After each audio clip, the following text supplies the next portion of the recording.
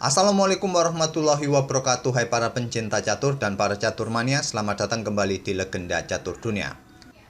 Masih di turnamen online FCX Road to Miami yang merupakan seri kelima dari rangkaian Champion Chess Tour 2022 ini kawan, yang sudah memasuki babak semifinal semalam.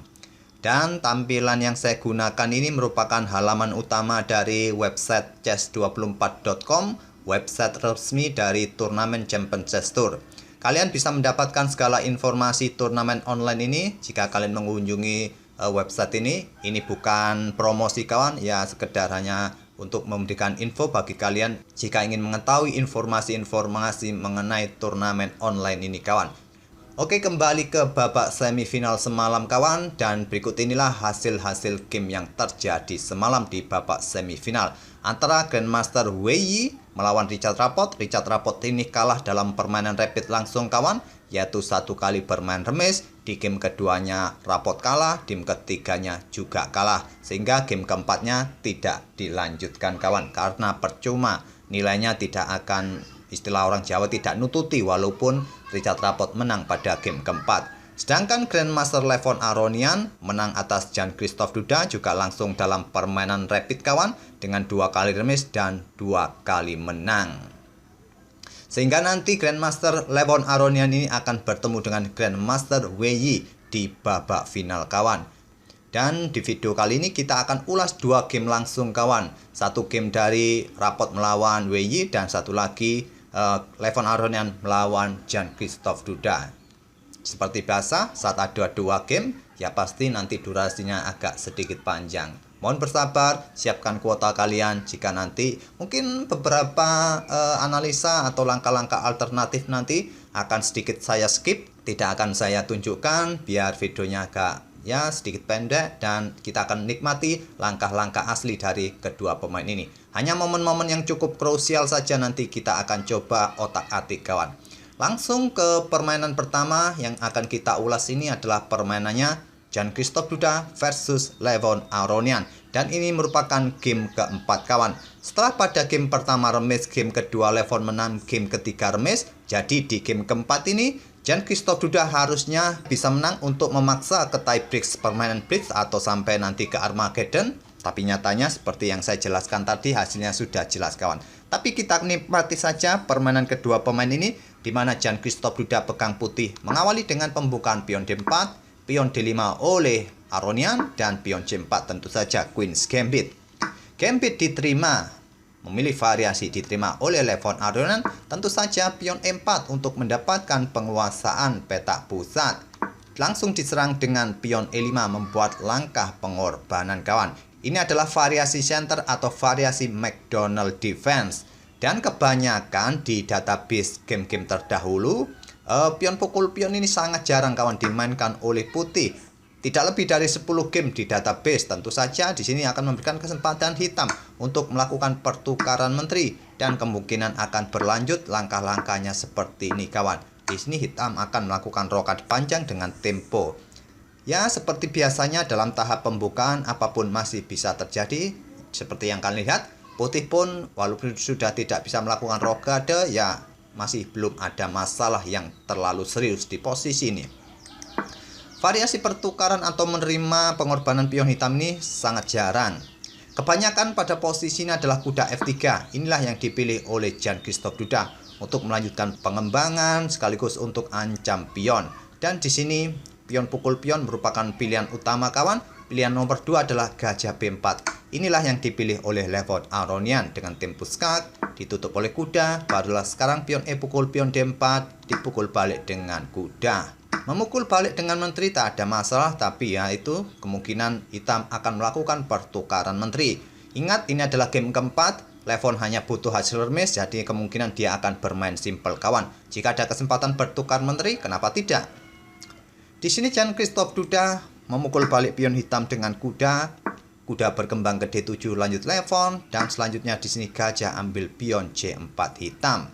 Sekarang komposisi pion sudah kembali seimbang, setara lagi jumlahnya kawan, dan kuda G berkembang ke F6, kedua pemain rokade di langkah ke-8-nya. Jan-Christophe Duda melangkah kuda D mundur ke E2, Dan kuda hitam ke E5 membuka tantangan pertukaran menteri, sekaligus juga menyerang gajah terang kawan. Di sini gajah terang ditarik mundur ke B3 terlebih dahulu, dan Levon tidak terburu-buru langsung bertukar menteri. Dia memainkan pion C6-nya untuk mendapatkan kontrol pada petak-petak ini, jelas agar kuda ini tidak manuver menantang pertukaran atau bergerak ke petak B5. Selanjutnya pion H3 melakukan hal yang sama untuk menjaga posisi kontrol petak G4 dari aktivitas kedua kuda hitam ataupun gajah terang hitam ini yang ingin mempressure di diagonal ini kawan. Levon melanjutkan dengan langkah menteri ke E7, mencoba menahan sedikit kawan, ingin bermain mungkin sedikit kompleks, tidak mensederhanakan permainan dengan langkah pertukaran ini. Bukan langkah terbaik juga pada posisi ini, yaitu menteri ke E7 salah satu langkah terbaik. Idenya jelas terlihat, mengeluarkan benteng di langkah berikutnya ke lajur D, berkoneksi dengan gajah, memberikan dukungan padanya, dan di sini pion F4 dimainkan oleh Jan-Christophe Duda, segera mengusir kuda yang posisinya cukup mengganggu. Tapi langkah ini kurang disetujui oleh Stockfish kawan, kurang bagus. Pada posisi ini secara prinsipal kita lihat posisi menteri hitam ini setelah keluar ke petak E7 dengan ide dukungan bagi benteng, gajah untuk bertarung di diagonal terang ini kawan. Tapi itu mungkin tidak dilihat oleh Jan-Christophe Duda, ataupun sudah dilihat, cuma dia lebih suka memainkan pion F4.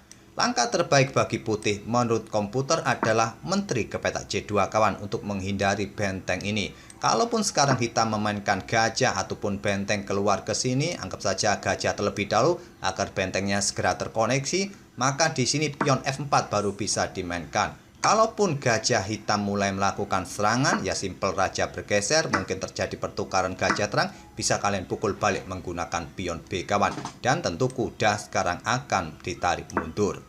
Dengan posisi ini saya rasa memang terlihat posisi pion putih ini strukturnya rusak, tapi kompensasi yang didapat oleh benteng ini cukup seimbang, setara kawan, mempunyai lajur A yang semi terbuka. Posisi putih menurut Stockfish lebih baik daripada posisi hitam. Tapi di sini Jan-Christophe sudah langsung memainkan pion F4-nya, dan tentu saja benteng D8 usir menteri kawan, ancam menteri. Menteri bergerak ke petak C2 yang merupakan langkah terlambat, langkah kesalahan. Di posisi ini kawan, kalau kita melihat analisanya Stockfish, analisanya engine, memang sulit masuk akal jika ini dimainkan oleh manusia. Tak masuk akal kawan. Stockfish menyarankan untuk melakukan pertukaran menteri dengan dua perwira hitam, benteng, dan kuda seperti ini kawan. Dan menurut kacamata manusia, langkah ini termasuk langkah yang tidak logis. Tentu saja tadi langkah logis dari siapa? Jan-Christophe Duda, menterinya ke petak C2.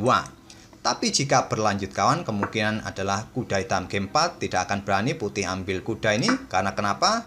Gajah C5 ini kawan, skak, dan di sini kalau bergeser ke sini adalah ancaman skak mat kawan di sini. Kalaupun di sini ditutup oleh kuda, ya masih bisa disikat oleh menteri ataupun gajah dan seterusnya. Kalaupun ditutup oleh benteng di F2, maka menteri akan ke petak B6 kawan. Dan benteng ini ya juga bisa jatuh.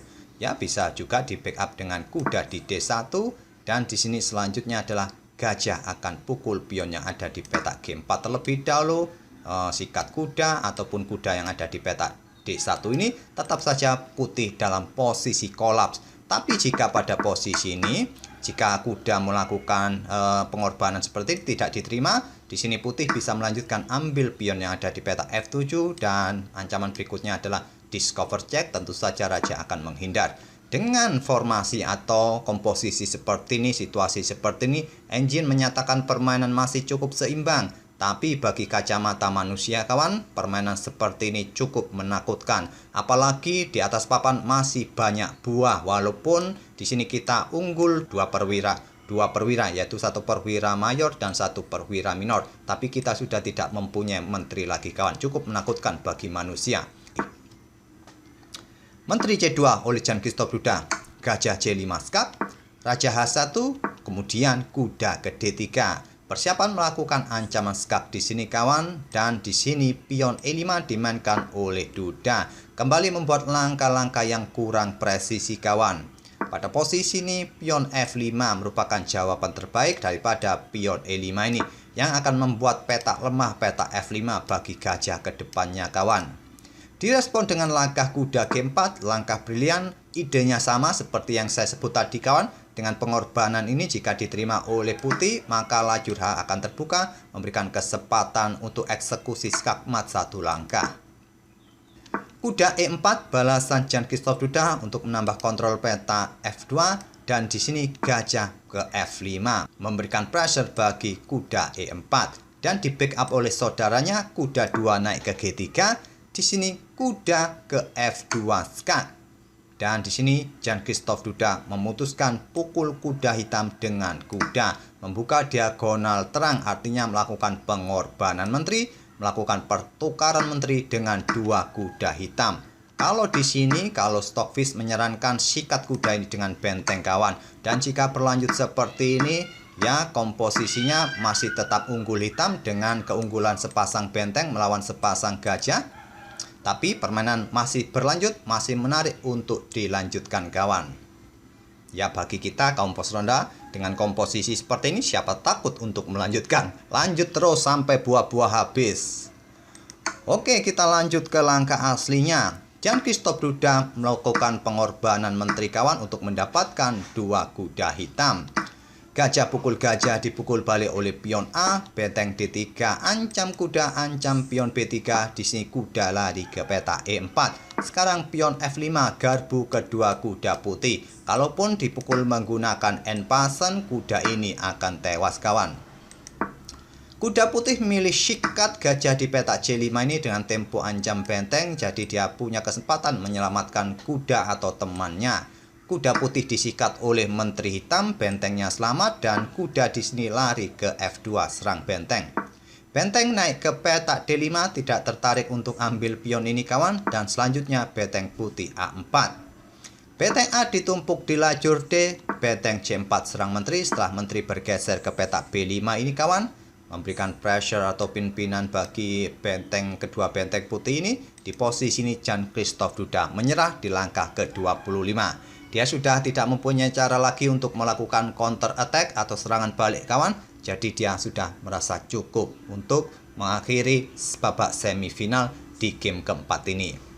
Sehingga Levon Aronian berhak lolos ke final nantinya kawan. Tak perlu saya lanjutkan lagi game ini kawan. Dengan komposisi ini tentu ancaman skakmat masih butuh banyak langkah. Tapi dengan komposisi seperti ini, anggap saja head to headnya sepasang benteng melawan sepasang benteng. Menteri melawan gajah plus kuda sudah tidak berimbang lagi kawan. Dan kita bergeser ke game berikutnya dari Wei versus Richard Rapport pada game ketiga. Pada game pertama mereka bermain remis, game kedua Rapport kalah dengan langkah pengorbanan yang cukup ciamik sebetulnya kawan. Tapi kelanjutan langkah-langkahnya tidak ditemukan oleh Richard Rapport sehingga dia kalah perwira ujung-ujungnya kawan. Oke, kita langsung ke langkah pertama. Gantian sekarang Wei pegang putih, mengawali dengan pion E4 dan dibalas juga dengan permainan Sicilia. Pada game kedua, kedua pemain juga bermain dengan Sicilia. Sekarang Richard Rapport membalas dengan permainan Sicilia. Kuda F3, pion E5, Sicilia Perancis yang kemungkinan bertransposisi ke Taimanov kawan. Dan pion D4, pion dipukul balik, pion A6. Tidak lagi berubah ke bentuk Taimanov kawan, tapi Rapport bermain dengan variasikan. Saya tidak akan menunjukkan variasi atau alternatif langkah-langkah dari kedua pemain. Nantilah kalau suatu saat nanti kalau kita temui permainan variasikan lagi, coba kita akan perdalam di tahap pembukaannya.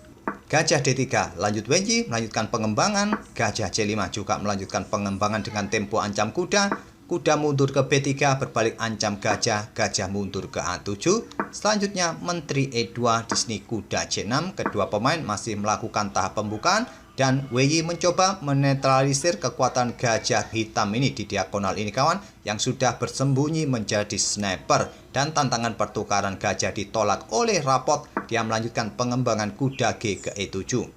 Kuda C3 dan sekarang pion B5, langkah yang cukup standar dalam permainan Sicilia, menyiapkan petak bagi gajah di diagonal ini kawan. Tapi menurut engine, menurut komputer, langkah pion B5 ini tidak terlalu urgensi dalam posisi seperti ini. Sedikit lebih baik memainkan pion D6 tadi kawan, sama-sama untuk menyiapkan gajah untuk berkembang di peta D7. Dan di sini kedua pemain rokade saling berlawanan kawan, WY rokade panjang dan Rapot rokade pendek. Sekarang pion F4 menyiapkan pion-pionnya untuk segera didorong membentuk serangan badai pion sayap raja. Dan tentu saja Rapot juga tidak mau kalah dengan pion B4-nya. Kuda bergerak ke peta A4 dan sekarang pion D6 untuk mengontrol petak-petak pusat dari aktivitas kuda ataupun gajah, atau jika nanti pion ini didorong maju ya pion ini siap juga didorong kawan agar tidak terjadi pertukaran di petak pusat. Pion ini tetap didorong yang merupakan pilihan utama di game-game terdahulu. Tapi Stockfish tidak menyukai langkah seperti ini kawan. Stockfish menyukai langsung pertukaran gajah gelap. WY lebih memilih dengan jalur utama yang dipilih oleh manusia dengan pion E5. Berharap ini diterima kawan, nanti bisa mendapatkan menteri seperti ini kawan.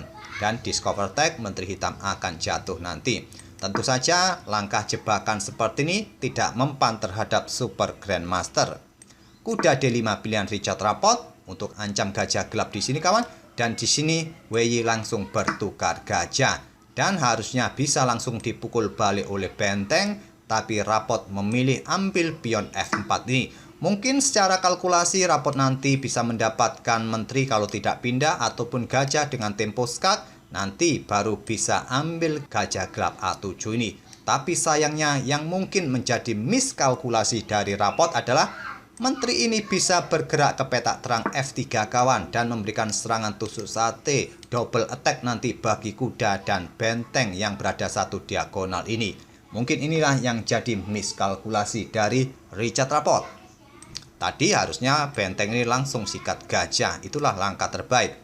Rapot melanjutkan kuda sikat gajah D3 skak dan dipukul balik oleh benteng. Kuda benteng masih dalam ancaman. Kalau pukul gajah ini maka kuda tewas. Kalau pukul gajah dengan kuda benteng tewas. Rapot memilih untuk sikat gajah dengan benteng dan tentu saja kudanya tewas. Di posisi ini Stockfish juga memberikan saran untuk ambil pion ini dengan kuda kawan. Memberikan ya garbuan semacam ini. Tentu saja menteri akan ambil benteng, kuda ambil benteng putih dengan tempo skak. Setelah dipukul balik, di sini menteri hitam juga bisa keluar, raja bergeser, kemudian gajah D7.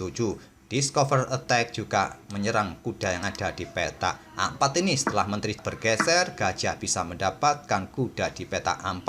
Tapi tetap saja kawan, putih unggul 1 perwira. Dengan variasi ini pun putih masih bisa menang. Itulah langkah alternatif yang direkomendasikan oleh engine dengan kuda ambil pion E5. Tapi Rapot ingin menyelamatkan bentengnya, sikat gajah putih A7 dan menteri mendapatkan kuda C6, gajah D7 serang menteri dan kuda di belakang. Dan ini bisa diantisipasi dengan menteri ke B6. Menantang pertukaran menteri nanti bisa dipukul balik oleh kuda dan kudanya selamat kawan. Juga jika gajah sikat kuda, menteri bisa mendapatkan benteng. Dan mungkin langkah menteri putih yang bisa bergerak ke peta B6 ini yang menjadi miskalkulasi juga tadi dari Richard Rapot. Sehingga dia gagal mendapatkan 1 perwira putih dari langkah pengorbanan kuda ataupun benteng tadi yang berada di satu diagonal. Menteri bergeser ke peta B8 menantang pertukaran di sini kawan, sehingga nanti bentengnya ini bergerak ke lajur B dan posisi kuda pun masih terjebak. Tentu saja ditolak kawan. Menteri putih bergerak ke peta A5 menyelamatkan diri. Di sini pion D pukul pion E5. Lanjut Richard Rapot. Dibalas dengan langkah kuda C5, ancam gajah, di sini gajah C6, mengincar pion G2. Dibiarkan saja, benteng H bergeser ke D1, persiapan untuk memberikan ancaman di sini nanti pertukaran perwira karena unggul 1 perwira. Gajah D5 langsung memblokade jalan benteng putih menuju peta D8, dibalas dengan pion G3, menyelamatkan diri dari ancaman, dan di sini menteri hitam B5. Menantang pertukaran menteri tentu saja diterima karena sudah unggul 1 perwira. Di posisi ini kalaupun kalian ingin mempertahankan diri, mungkin pion H6 ya cukup dimainkan kawan untuk membuat langkah menunggu. Tapi Richard Rapot mencoba ingin membuka lajur A kawan bagi bentengnya menantang pertukaran, dan ini langsung diterima. Hitam atau Rapot mempunyai lajur A, kemungkinan benteng siap ditumpuk dan ingin melakukan ancaman lewat sisi kiri papan. Benteng bergeser ke E3, dibiarkan saja pionnya kawan, silakan ambil pion ini, nanti aku juga akan mendapatkan pion ini. agar hitam tidak mempunyai pion bebas, dan di sini pion F6 mempertahankan pionnya. Kuda ke D3 incar pion B4, tetap membiarkan benteng hitam ambil pion A2. Di sini benteng A4 menjaga pionnya, dan kuda B ke C5 ancam benteng ambil pion A2. Kuda ambil pion B4 ancam benteng lagi, benteng A1 skap. Raja masih mempunyai peta untuk bergeser. Di sini benteng pukul benteng, dipukul balik oleh raja.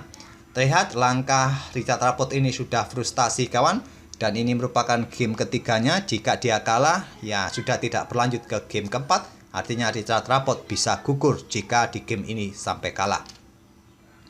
Raja hitam mulai naik ke F7, kuda langsung sikat gajah, dipukul balik oleh pion E. Benteng A3 ingin mencoba nanti menyerang lewat sisi kiri papan ataupun ingin rebut pion satu persatu, dan pion G5.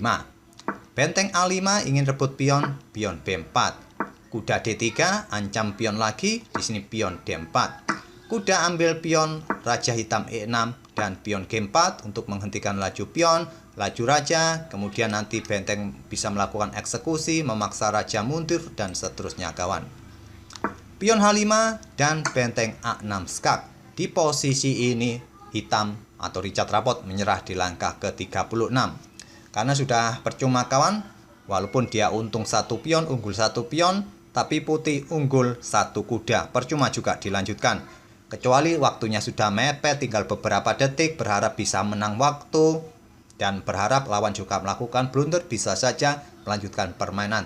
Tapi sekarang kontrol waktunya WY masih mempunyai 2 menit lebih, walaupun Richard Rapport menang waktu mempunyai 8 menit lebih, tapi percuma dengan komposisi perwira atau buah di atas papan seperti ini.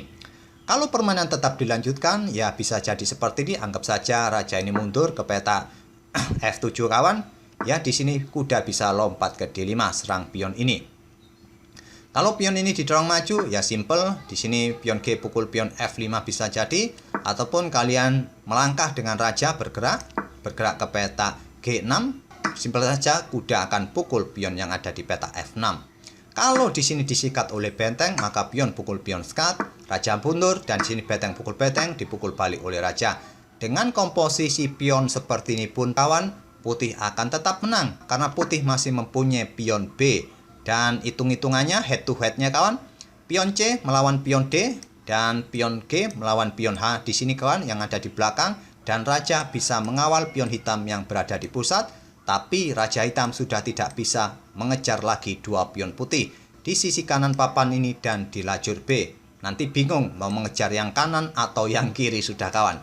Di sini pun putih masih bisa menang. Oke, itulah kawan 2 game yang ada di babak semifinal, antara lain tadi partainya Jan-Christophe Duda versus Levon Aronian yang dimenangkan oleh Levon Aronian, dan partainya WY versus Richard Rapport yang dimenangkan oleh WY. Nanti malam di babak final akan bertemu WY versus Levon Aronian kawan. Semoga permainan dari para pemain tadi bisa menghibur kalian, dan nanti malam, nanti sore kita akan coba lanjutkan untuk mengulas satu game yang ada di BL International Chess Festival. Kita akan bertemu di video-video berikutnya. Terima kasih. Wassalamualaikum warahmatullahi wabarakatuh.